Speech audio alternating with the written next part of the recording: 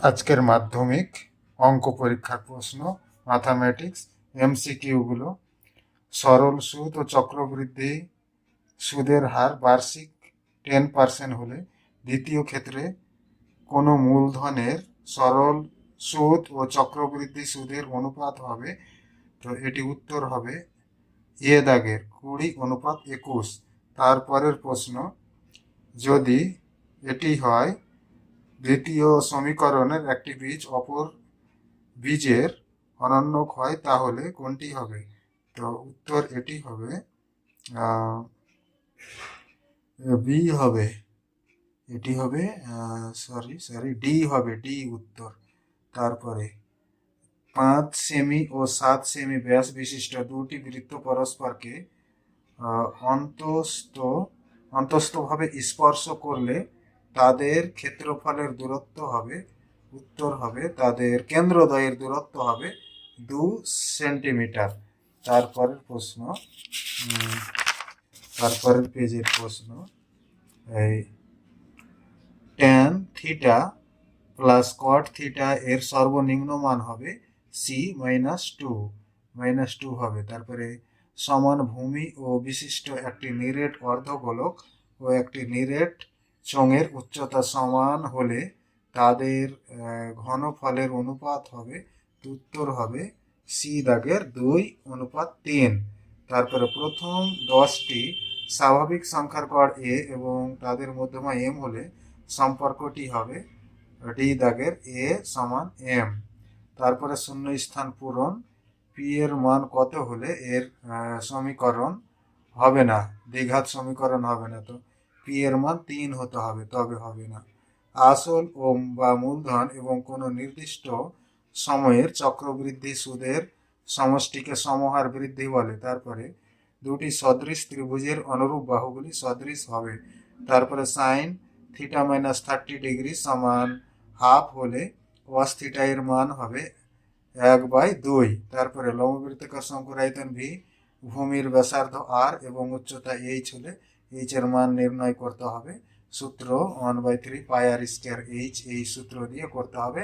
আর অতি সমান ভূমি স্কোয়ার প্লাস উচ্চতা স্কোয়ার, এই সূত্র দিয়ে করতে হবে। তারপরে ঊর্ধ্বক্রম অনুসারে 8, 9, 12, 17, x+2, x+4, 30, 34, 39 তাদের মধ্যমা 24 হলে এক্স এর মান, তো n+1/2, তো n হলো 9টি রয়েছে, 10, 10, 5, তো পঞ্চমতম হলো x+2 সমান 24, তো x সমান হবে 22।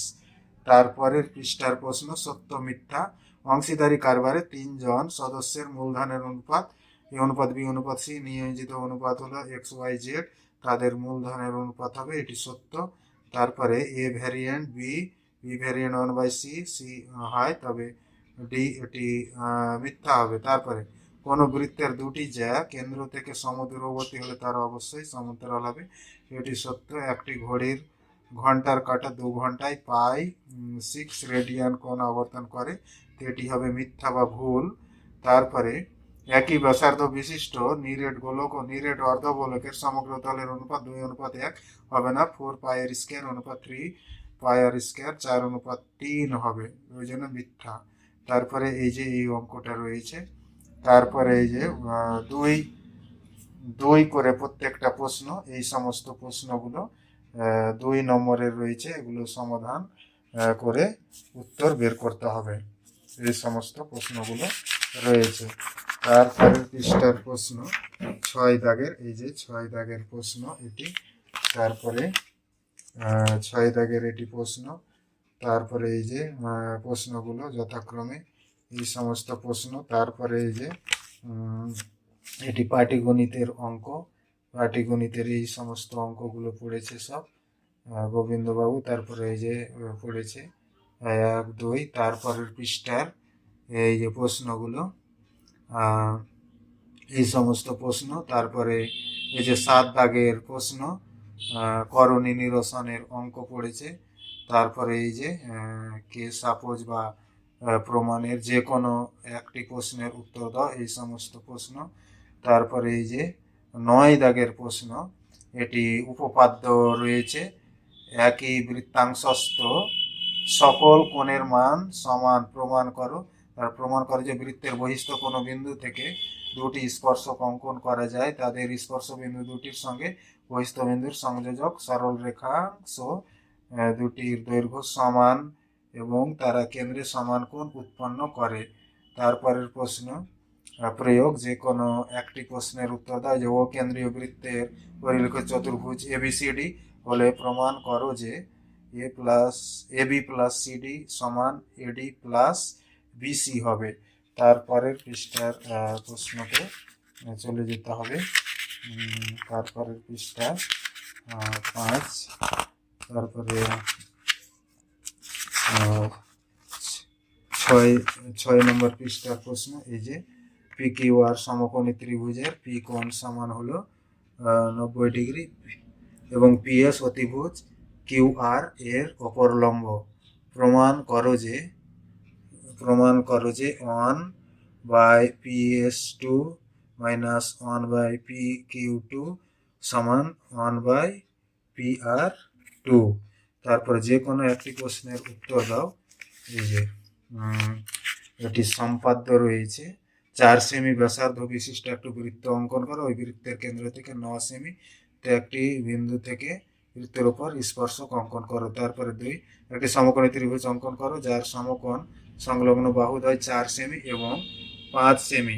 ওই ত্রিভুজটির একটি পরিবৃত্ত অঙ্কন করো, মানে পরিবৃত্ত পড়েছে। তারপরে যে 12 দাগের প্রশ্ন, কোন সমকোণী ত্রিভুজের দুটি সূক্ষ্মকোণের অন্তর 72 ডিগ্রি হলে কোণের মান নির্ণয় করো। তারপরে এই যে এগুলো ত্রিকোণমিতির অঙ্কগুলো, এগুলো সব ত্রিকোণমিতির অঙ্ক।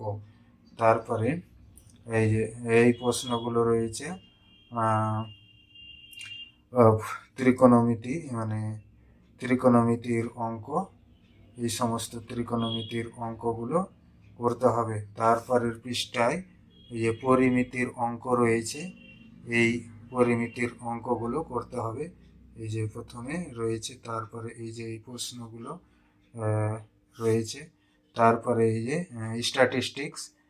স্ট্যাটিস্টিক্সের অঙ্ক, সংখ্যাগুরু মান নির্ণয় করার প্রশ্ন পড়েছে। তারপরে নিম্নলিখিত পরিসংখ্যা বিভাজক থেকে পদ্ধতির গড় নির্ণয় করে, যে কোনো পদ্ধতির গড় নির্ণয় পড়েছে। তারপরে নিচের পরিসংখ্যা বিভাজন থেকে মধ্যমা নির্ণয়, এই প্রশ্ন পড়েছে।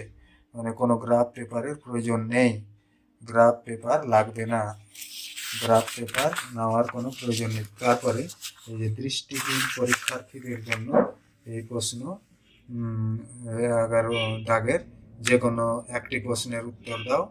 তারপরে যে কেবলমাত্র বহিরাগত পরীক্ষার্থীদের জন্য অতিরিক্ত প্রশ্ন এই রয়েছে, এই সমস্ত প্রশ্নগুলো করতে হবে। এটি বহিরাগত পরীক্ষার্থীদের জন্য এই প্রশ্নগুলো রয়েছে। তারপরে আর প্রশ্ন নেই, এই কটি প্রশ্নই রয়েছে বহিরাগতদের জন্য। আর এই গেল মোট 90 মার্কসের প্রশ্ন। তারপরে ইংলিশ ভার্সন চলে এলো, এগুলো ইংলিশ ভার্সন দরকার নেই।